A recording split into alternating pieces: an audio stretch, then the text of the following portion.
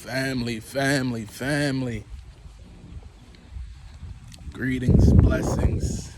Ndumbul beside keda beside. What's going on?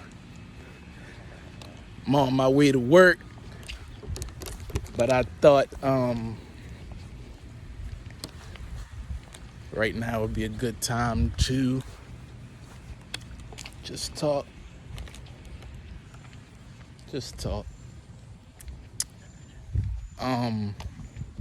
I have to reiterate, I'm not a teacher, I am a student. I've got to reiterate, I am not a teacher, I'm a student. But something keeps telling me to talk. Just talk. Don't be afraid to talk about what you know. So, when listening to my speeches, to my videos, take what resonates and leave what doesn't. I'm not trying to force my ideals onto anyone or nothing like that. I'm just speaking. I'm still out here learning. I'm not a master. I'm not a teacher. Right? Today's video is going to be about names. It's going to be about names. Names. Right? I think we all know what names are. We got first names, we got last names, you know. But the thing is, these days,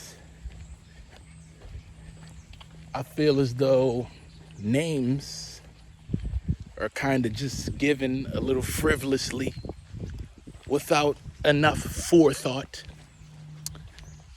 I know a lot of people, like, for example, my brother. I remember my dad told us that his name was from a TV show. Nothing wrong with that. Nothing wrong with that. That's how things are done in these modern times, you know. Nothing wrong with that. Even my name. My real name is Dylan. I don't know where my parents got that name from, you know. Nothing wrong with that. Love my name. But I want to speak on how names were given how names are given in a traditional sense. When talking about tradition, I don't want to make it seem like it's only something that was happening 5,000 years ago, 500 years ago. Nah, this is stuff that people are still doing today. It's just the majority of people no longer choose to do it. Why?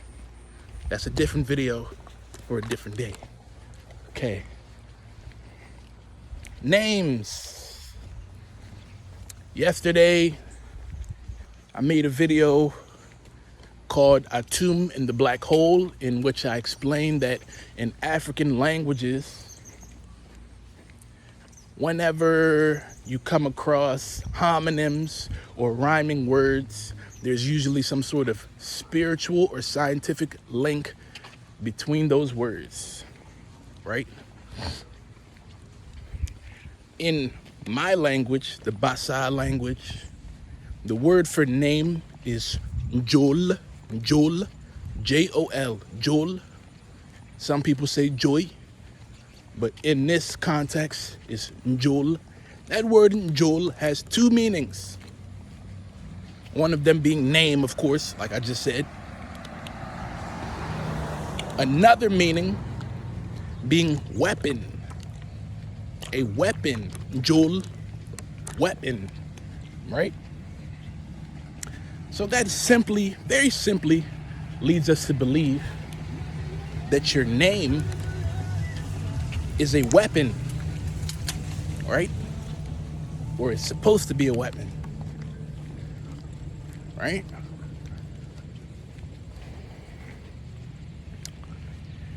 Where I'm from, they have a ceremony whenever a child is born, and this ceremony is called Mapam Maya.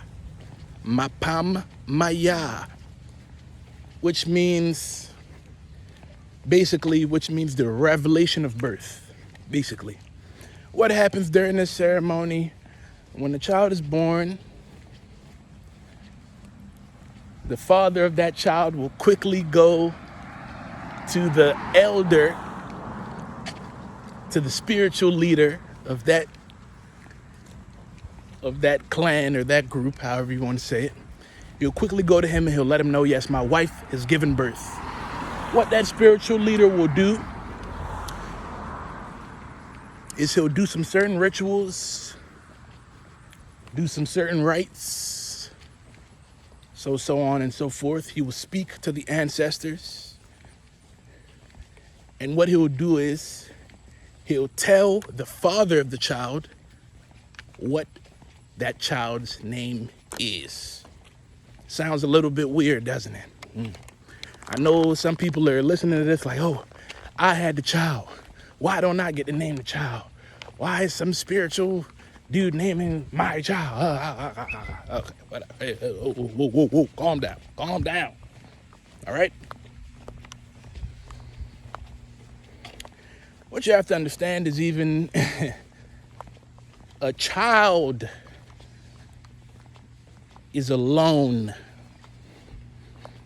You don't own your child. You're being loaned that child, right? Who owns the child? It's a different topic for a different day. You are more so a custodian of your child, right? Because we all know one day the goal is for your child to grow up and to be able to take care of himself. So that's common sense. That you are just a custodian of your child. You don't own them like they're your slave. No. So this spiritual leader, what he'll do his rituals.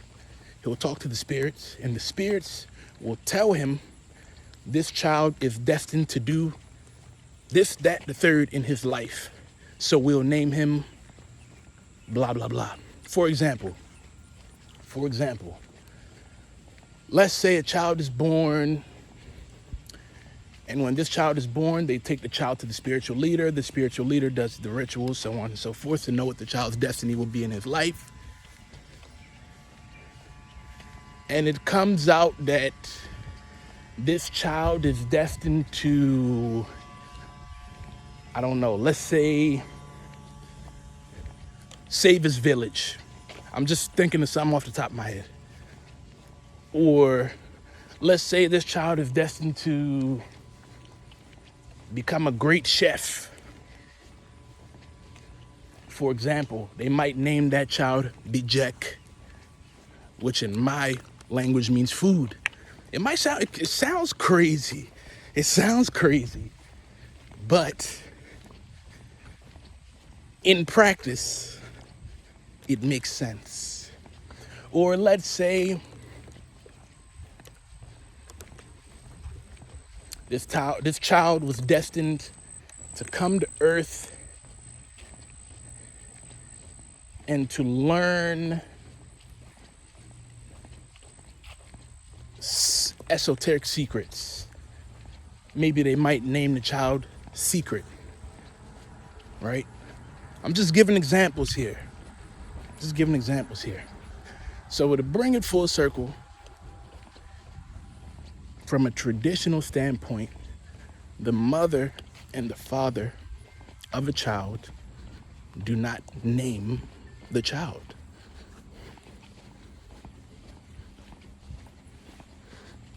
How you doing? Good, how are you? I'm good. Who names the child? The ancestors, the spirits, the Bakuki, Banyambe, whatever you want to call them.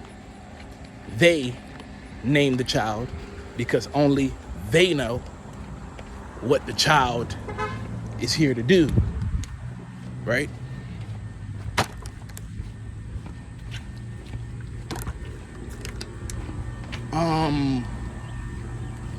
Names carry a hint to your destiny, to say the least. And as I'm talking right now, I don't know my real name. All this, that whole ritual, my parents didn't do that for me, right?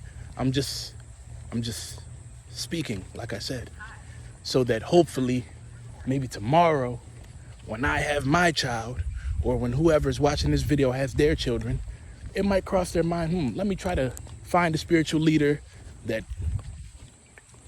would be able to tell me my child's real name, as opposed to naming my child after a cartoon or an actor who doesn't even have a good character in real life anyway. I want to encourage all original people. When I say original, look how I'm shining under this Our Father here. I want to encourage all original people to learn any original language, right? Whether you're Native American, whether you're African, whether you're African American, whatever. Learn, almost forgot where I was going. Learn an original language. If you go watch the video I made yesterday, you'll understand why I say that. Learn an original language, because you'll understand that the way that our ancestors named things was not for no reason.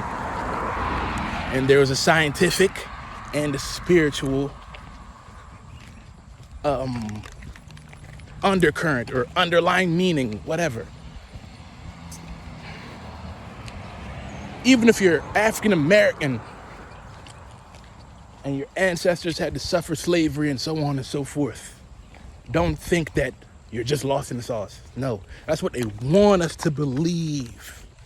No, there's always a way. There's always a way. There's a way to know where your ancestry is from. But that's a different topic for a different video. Right? Even if you are African American and you're watching this video and you don't know exactly where your ancestry comes from and you want to know, there's a way to know. But for now, if you don't know, I'll just encourage you to learn how to speak Swahili or Yoruba, because those two languages are like some of the most spoken African languages in general. Even if you're Native American, because I know a lot of black people here in America who trace their roots back to Native Americans, because Native Americans were what? Black people. We already know this. Even if you're Native American, learn to speak that Native American language. There's something there. There is something there. Okay, people. Blessings, love, peace, ndombol, ngi ndombol. Bisai, kete, bisai, ashe, love, peace, growth, all those good things. Much love. And I'm gonna bring y'all another one tomorrow, hopefully.